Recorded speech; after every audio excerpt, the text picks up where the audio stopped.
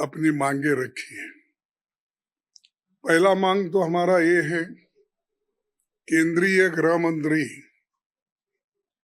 Delhi police को लेकर उन्होंने जो युवाओं पे अत्याचार किया, पैलेट गन्स का यूज किया, गैस छोड़ा, पानी छोड़ी, इलेक्ट्रिकल लाठी से मारा, बहुत से चीजें उन्होंने बर्बरता से बच्चों के ऊपर उन्होंने अपना एक ये दिखाया कि दौर्जन्य करने का या तो उसके बारे में हम ये चाहते थे उसको सीमित वो डिस्कशन हो जाए, वो आए, और जो पेपर लीक होते हैं कैसा हो गए इसके ऊपर हम पहले से चर्चा चाहते, लेकिन उन्होंने 14-15 दिन उसके बारे में कुछ नहीं कहा। इसका मतलब ये है कि वो नहीं चाहते थे, और हम इसके बारे में जल्द से जल्द इसको एक रिलीफ दिलाने के लिए हमने फोर्स करते रहे ऑल पार्टी के लोग, लेकिन वो नहीं आए। दूसरा ये था, और ये 3 मांगे हमारे पूरे एक साथ करें, अलग अलग नहीं किए। दूसरा मांग ये था कि प्रधानमंत्री जी जो अच्छा हमारे राम मंदिर का जो एक ट्रस्ट स्थापना करी, वो ट्रस्ट को स्थापना में उनकी बड़ी देन है, यानी उन्होंने ट्रस्ट में मेंबर चुने और ट्रस्ट के किस ढंग से चलना ये बात भी उन्होंने की। उनके मेंबर्स किस किस को उसमें डाला, वो मेंबर्स भी उनके पहचानत के और उनके ही लोग उसमें हैं। लेकिन उसके बाद में वही ट्रस्ट रहने के बावजूद मैं ये कहूंगा कि मोदी जी के ट्रस्टेड ट्रस्टी वो लोग जो थे, उन्होंने वहां पर जब पूरा जनता चंदा चोरी का डिमांड कर रहे थे, वहां पर चोरी कैसी हो गई, ईंट किधर चले गए, चांदी किधर चले गई, पैसे किधर चले गए, रामचरितमानस किधर गया, इसके सब लोगों ने खुलासा भी करा और कहे कि हम ये जो चोरी किए हैं उनके बारे में सख्त से सख्त सजा होना चाहिए, और प्राइम मिनिस्टर खुद इसके बारे में खुलासा करना चाहिए। लेकिन उन्होंने उसके तरफ भी ध्यान नहीं दिया, और हम ये भी चाहते थे कि एक तरफ विद्यार्थियों के ऊपर लाठीचार्ज एक काम तो उन्होंने की, और दूसरी तरफ चंदा चोरी का भी था। इसलिए हम तीसरी मांगे रखे कि वो खुद देश से, जनता से माफी मांगे, क्योंकि हजारों लाखों करोड़ों लोग राम मंदिर में आस्था रखते हैं, अयोध्या में आस्था रखते हैं। तो ऐसे आस्था के जगह पे अगर इतनी बड़ी घटना होती है तो प्राइम मिनिस्टर कभी 15 दिन में कभी मुंह नहीं खोले, कुछ बोलने की तैयारी नहीं किए।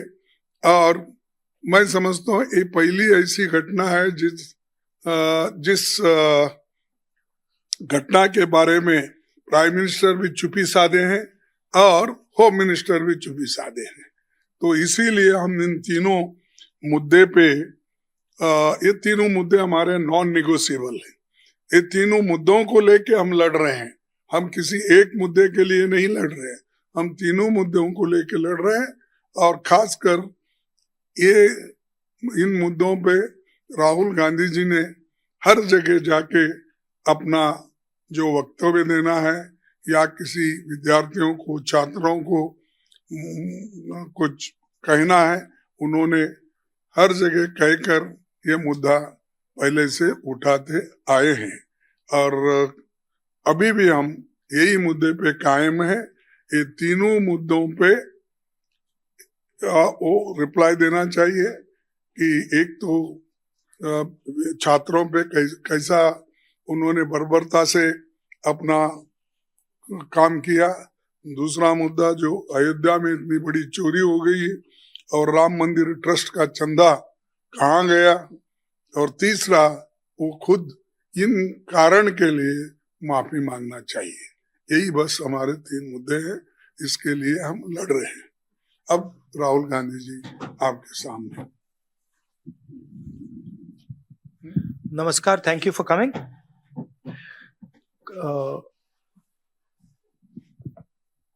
Question was never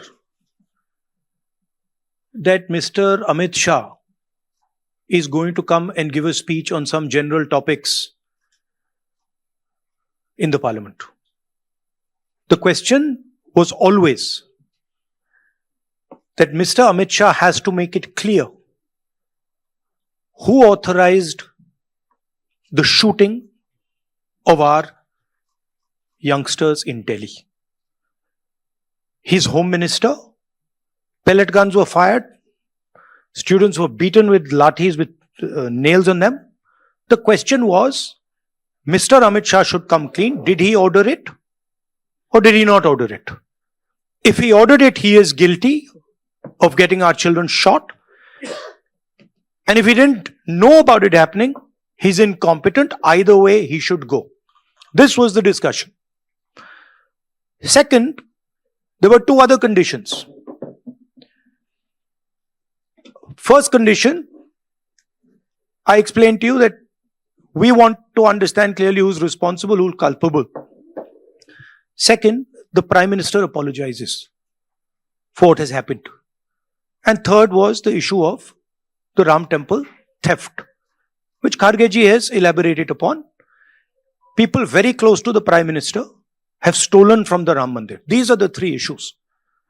So now Mr. Amit Shah suddenly saying that he is ready to speak. We're not interested in his fantasy conversations.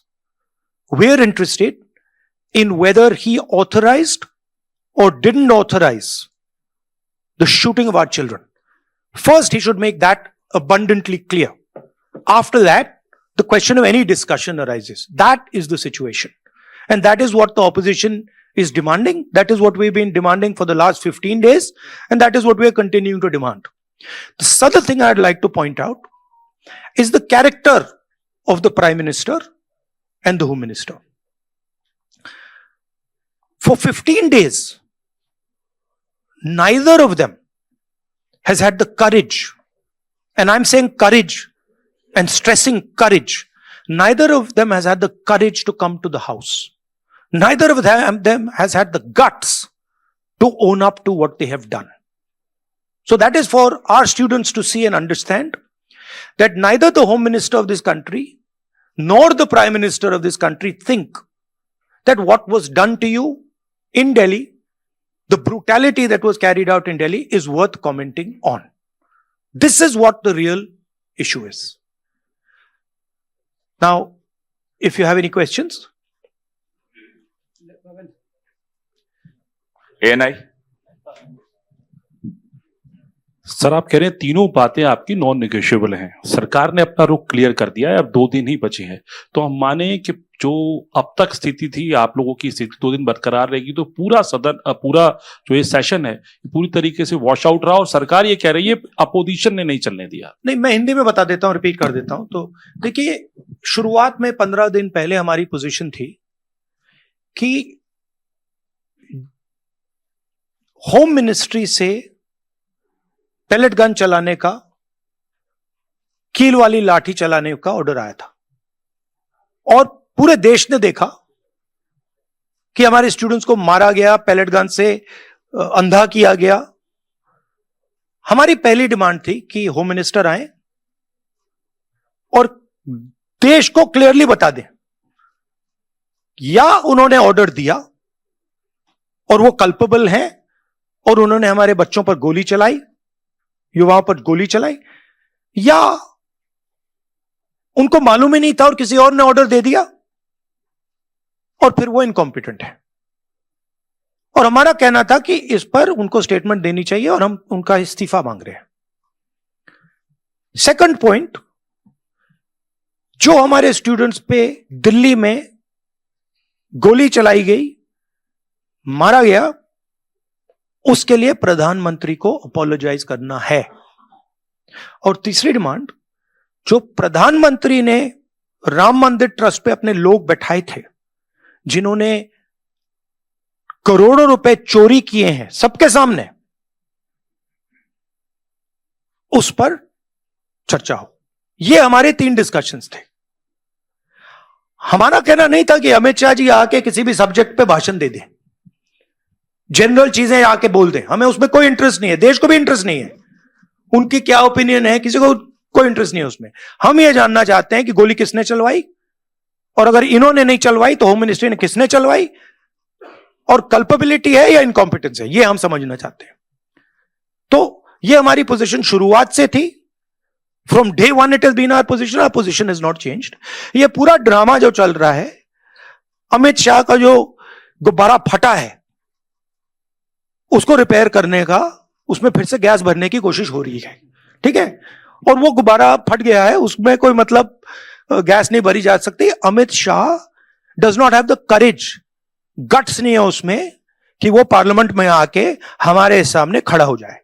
15 दिन उन्होंने ये दिखाया है, और ना नरेंद्र मोदी जी में गट्स है, ना अमित शाह जी में गट्स है।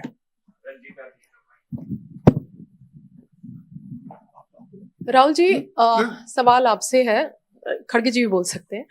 सवाल ये है कि 20 जुलाई का जिक्र आप कर रहे हैं, जिसको लेकर संसद में भी लगातार विपक्षी पार्टी जो है वो प्रदर्शन कर रही है, कह रही गृह मंत्री आकर के जवाब दे।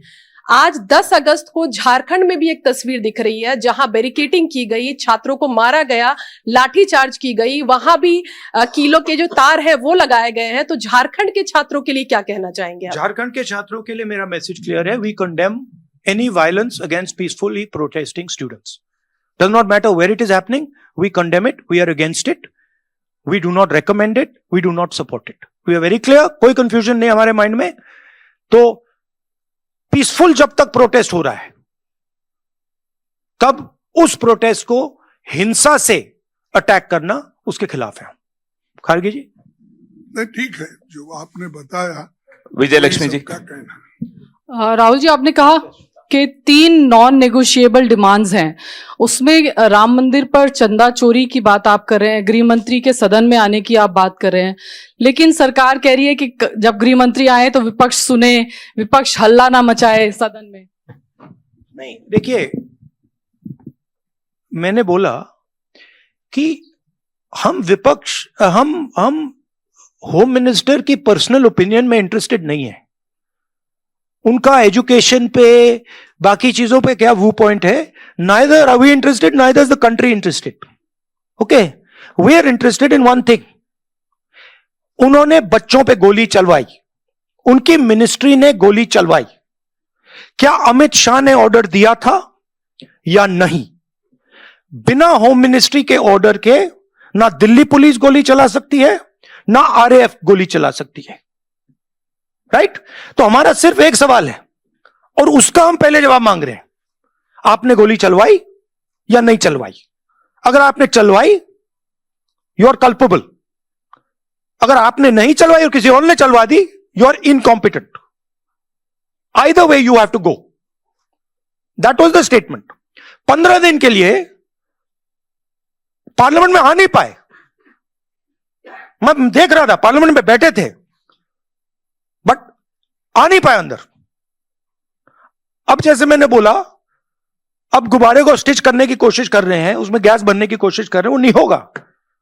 Fact of the matter is, home minister of India does not have the courage to stand for what he has done. That is the fact, there is no other fact.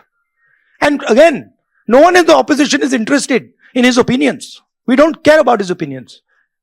He can talk about his opinions to somebody else. The country wants to understand something else. The country is not interested in what Amit Shah thinks on education. Country is interested, did you, Mr. Amit Shah, shoot our children or not? And if you did, why?